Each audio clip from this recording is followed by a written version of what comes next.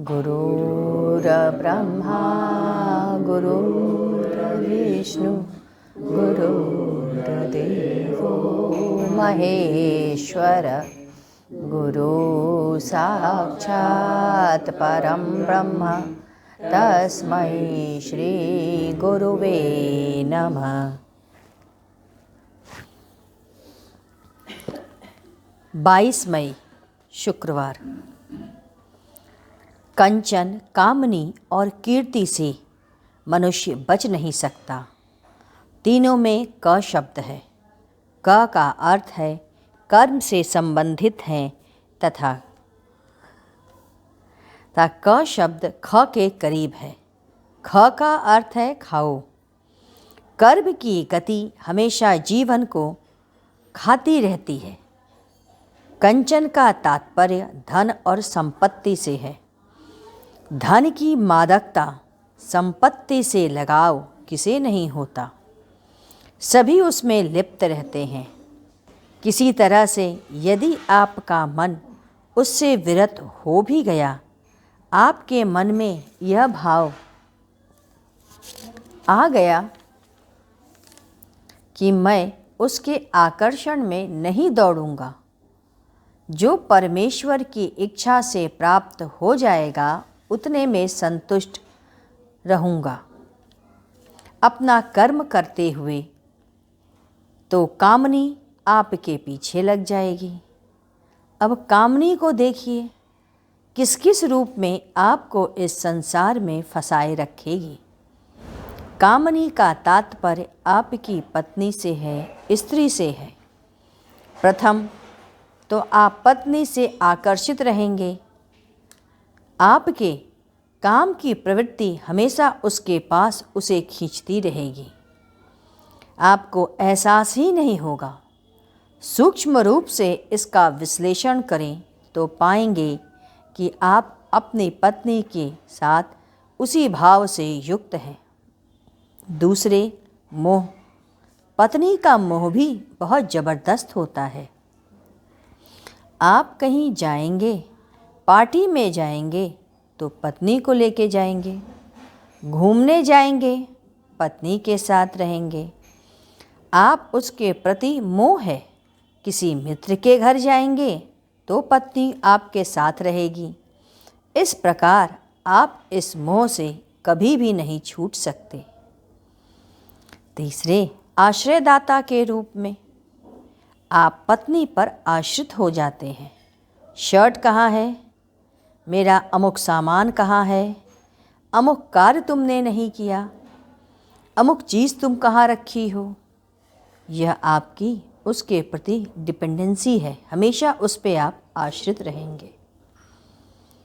महिलाएं अपने बाएं नाक में छेद करके सोने का नथ पहन लेती हैं। क्यों?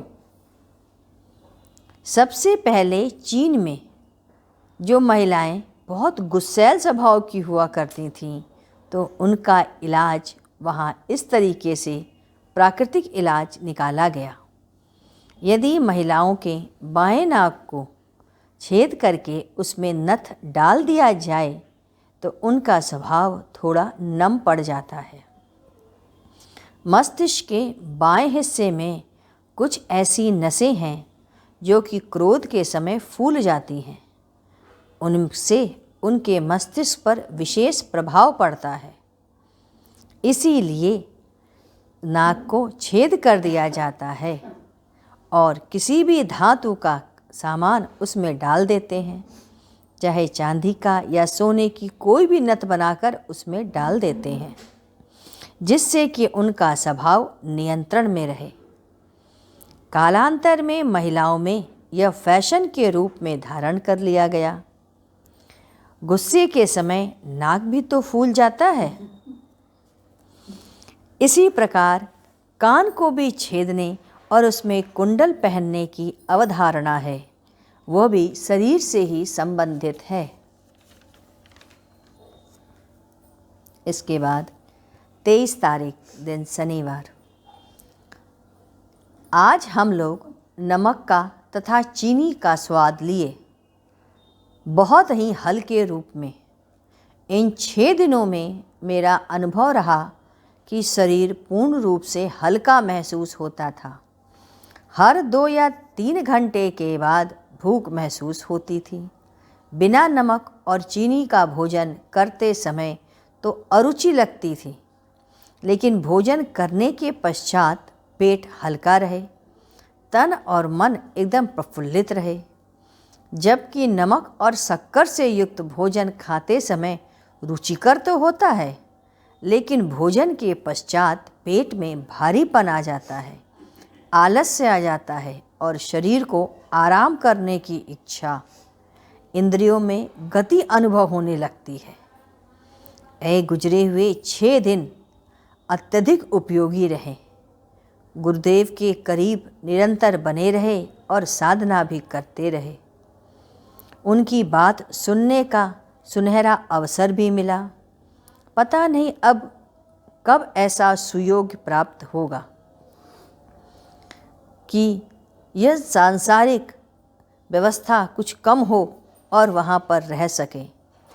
जीवन के 3 हिस्सा इन चरणों में विलीन होकर गुजर जाए, परमात्मा की अनुकंपा बनी रहे। शायद जीवन के बचे हुए क्षण बीते हुए दिनों की कमियों को पूरा कर सके। ऐसी आशा लिए हुए फिलहाल मैं जी रहा हूँ। कौन जाने गुरुदेव की महती कृपा हम सब पर पड़े और हम सब उस तरफ मुड़ जाएं। मेरे लिए मेरा सर्वस्व तो वही है, तीर्थ भी वही, मंदिर भी वही। इस भाव से अपने स्थूल, सूक्ष्म और आत्मा तीनों से मुखरित करते हुए उनके चरणों में ध्यान लगाए रखें। गुरुदेव ने कहा, आज से 150 वर्ष के बाद कोई पुरुष आएगा जो यहाँ के सभी लोगों के बारे में बताएगा। इस स्थल की सारी जानकारी लोगों को सुनाएगा। उस समय हम में से कोई नहीं रहेगा।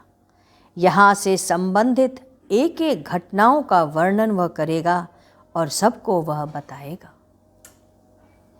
यह बात उन्होंने 23 मई सन 1992 शनिवार को कही थी।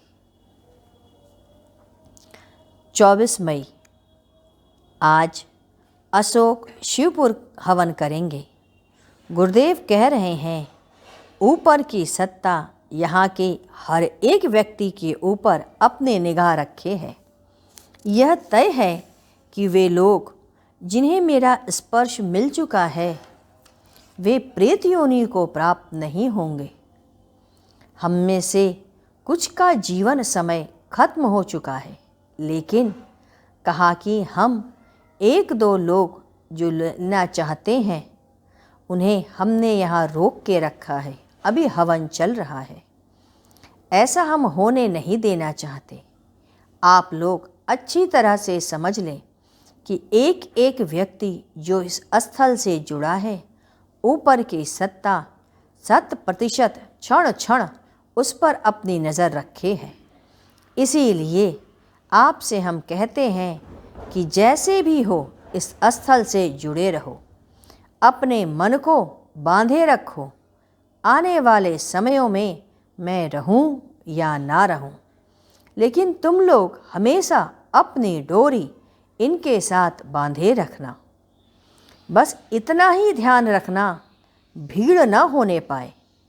ऊपर की सत्ता भी नहीं चाहती कि भीड़ बढ़े। मैं अपने जीवन काल में 1-2 लोगों को सांसारिक परिवार से बाहर कर देना चाहता हूँ। यद्यपि उनका परिवार छिन्न भिन्न होगा, लेकिन कोई चिंता की बात नहीं। इस स्थल पर अन्नपूर्णा की कमी कभी नहीं रहेगी। इस स्थल पर रहकर वह जीवन काट लेंगे, नहीं तो संसार को छोड़ पाना बहुत ही कठिन है। आइए हम लोग गुरु कीर्तन करें। ओम गुरु ओम गुरुदेव, जय जय गुरुदेव। ओम गुरु ओम गुरुदेव, जय गुरु जय गुरु जय गुरुदेव। ओम गुरु ओम गुरु ओम गुरुदेव। जय गुरु जय गुरु जय गुरुदेव। ओम गुरु ओम गुरु ओम गुरुदेव। जय गुरु जय गुरुदेव। ओम गुरु ओम गुरु ओम गुरुदेव। जय गुरु जय गुरु जय गुरुदेव। ओम गुरु ओम गुरु ओम गुरुदेव। जय गुरु जय गुरु जय गुरुदेव। ओम गुरु ओम गुरु ओम गुरुदेव। जय गुरु जय गुरुदेव। बोलिए सद्गुरुदेव की जय।